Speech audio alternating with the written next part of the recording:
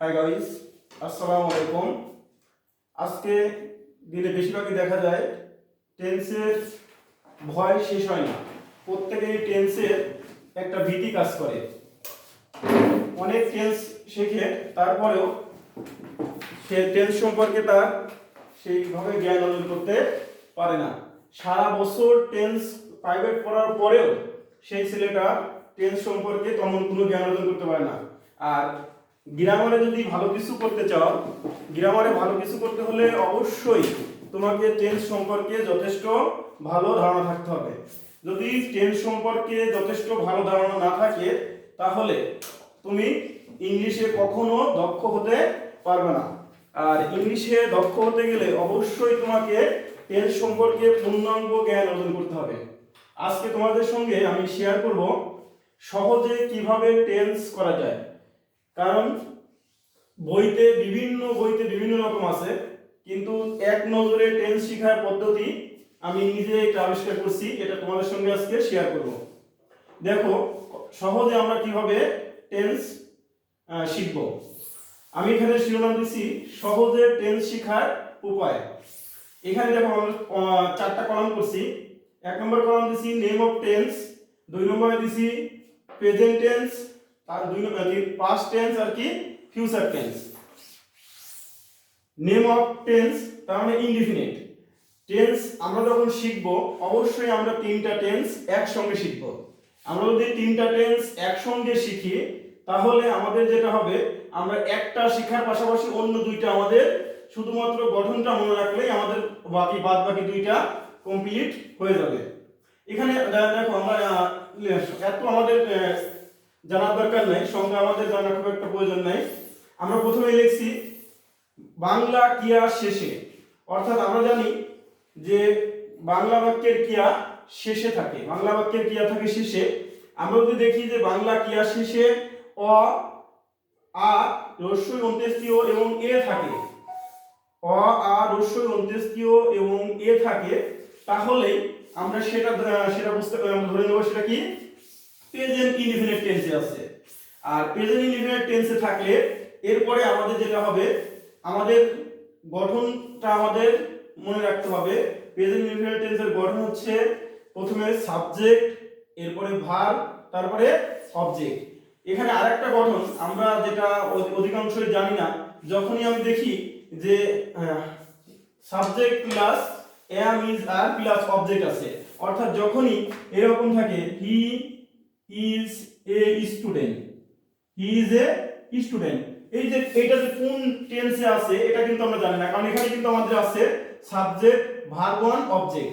কিন্তু এই যে এখানে ইজটা হচ্ছে এখানে মূলভাবে কাজ করছে, ইজটা এখানে কাজ করছে মূলভাবে, যার কারণে এখানে আমি একটা আলাদা একটা গঠন লিখছি। দেখো অথবা subject plus am is are plus object, অর্থাৎ প্রথমে যদি সাবজেক্ট থাকে, এরপর যদি am অথবা is অথবা আর থাকে এবং পরে একটা অবজেক্ট থাকলে এই টোটালটা মিলেই কিন্তু আমাদের অবজেক্ট হয়েছে। এই স্টুডেন্টটা একসঙ্গে আমাদের অবজেক্টের কাজ করছে। তাহলে অবশ্যই আমরা কি করব, subject plus verb plus verb oblique am oblique is oblique are plus object, যেটা আমাদের তাহলে আমরা এখন বুঝতে পারলাম যে তাহলে প্রেজেন্ট ইনডিফিনিটের গঠন হচ্ছে সহজ, একদম সহজ মনে রাখবা। Subject plus v1 plus object, অথবা সাবজেক্ট প্লাস am অথবা is অথবা আর প্লাস অবজেক্ট। এখানে শর্টে আমি লিখছি, এটা তোমরা একটু নোট করে রাখবে অবশ্যই, v1 v2 আর হচ্ছে v3, v1 v2 v3। v1 তে আমরা বুঝাইছে ভার্বের প্রেজেন্ট ফর্ম, v2 তে ভার্বের পাস্ট ফর্ম, আর v3 তে ভার্বের পাস্ট পার্টিসিপল ফর্ম। তার মানে 3 নম্বর ফর্ম পাস্ট পার্টিসিপল ফর্ম। এখন v2 তে পাস্ট পার্টিসিপল ফর্ম। এখন আমরা একই ভাবে চলে যাব পাস্ট ইনডিফিনিট টেন্সে। পাস্ট ইনডিফিনিট টেন্সের গঠন বাংলা ক্রিয়া শেষে কি থাকবে, ল, লে, লেন। কি থাকে দেখো স্পষ্ট করে লেখা আছে ল, লে, লেন। আমরা যখন দেখব যেমন তিনি ভাত খাইলেন, তিনি পড়িলেন, বাংলা ক্রিয়া শেষে যখনই ল, লে, লেন থাকবে তখনই সেটা হবে পাস্ট ইনডিফিনিট টেন্স। এখানে গঠন হবে, গঠন this subject V2 plus object. যেমন আমি ভাত খেয়েছিলাম, আমি ভাত খেয়েছিলাম, I ate rice, I ate rice. একইভাবে যখন আমরা ফিউচার ইনডিফিনিট টেন্স করব, যখন তখন দেখো বাংলা কি আসছে, কি থাকে, ব বে বেন, ব বে বেন। অর্থাৎ এখানে গঠন সাবজেক্ট প্লাস শ্যাল অথবা will plus V1 plus object. যেমন আমি ভাত খাই, আই এট রাইস, আমি ভাত খাবো, খেয়েছিলাম, আই এট রাইস, আমি ভাত খাবো, I shall eat rice, I shall eat rice. তাহলে নিশ্চয়ই তোমরা বুঝতে পারছো। তারপরে তোমরা অবশ্যই কমেন্ট করবে যদি এটা না বুঝতে পারো, আমি এই ক্লাসটা আরেকবার পূর্ণাঙ্গ ক্লাস নেব। এরপর দেখো আমরা লিখছি কন্টিনিউয়াস। কন্টিনিউয়াসের সহজে বাংলা কি আসে, কি থাকে, তেসি তেসো তেসেন থাকবে, তেসি তেসো তেসেন থাকবে। আর গঠনটা খুবই সহজ, শুধুমাত্র মনে রাখবে এখানে এম ইজ আর লিখছি, এই এম ইজ এর পরে শুধু V1 লিখবো, আইএনজি লিখবো প্লাস অবজেক্ট।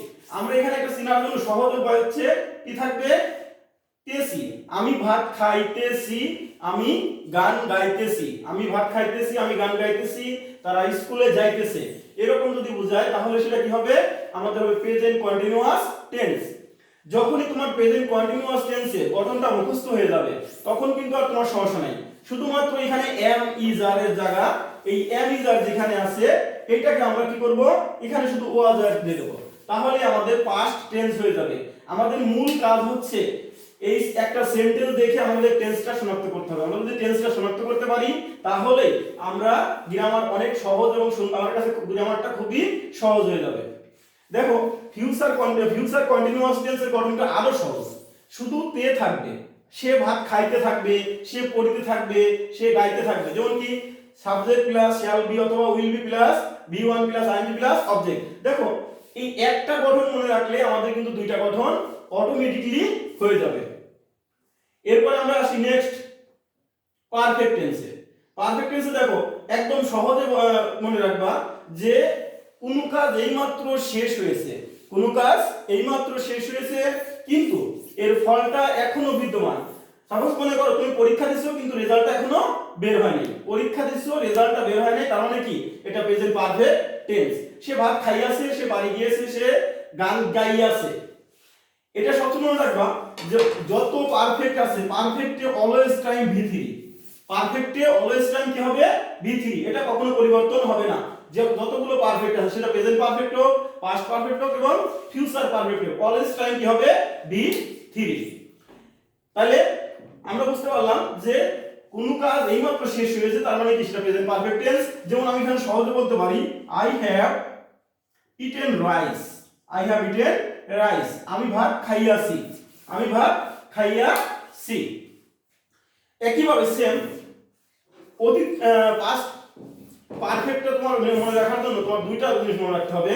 এখানে সাধারণত একটা বাক্য দিয়ে সেটা পারফেক্ট হতে পারে, আবার দুইটা টেন্স দিয়েও পারফেক্ট হতে পারে। একটা বাক্য দিয়ে যেমন আমি বাড়ি গিয়েছিলাম, আমি বাড়ি গিয়েছিলাম, আই হ্যাড গন হোম। কিন্তু এখানে মেইনলি যেটা মনে রাখতে হবে যে আমাদের কয়টা থাকে, অতীতকালের দুইটি ঘটনা থাকে।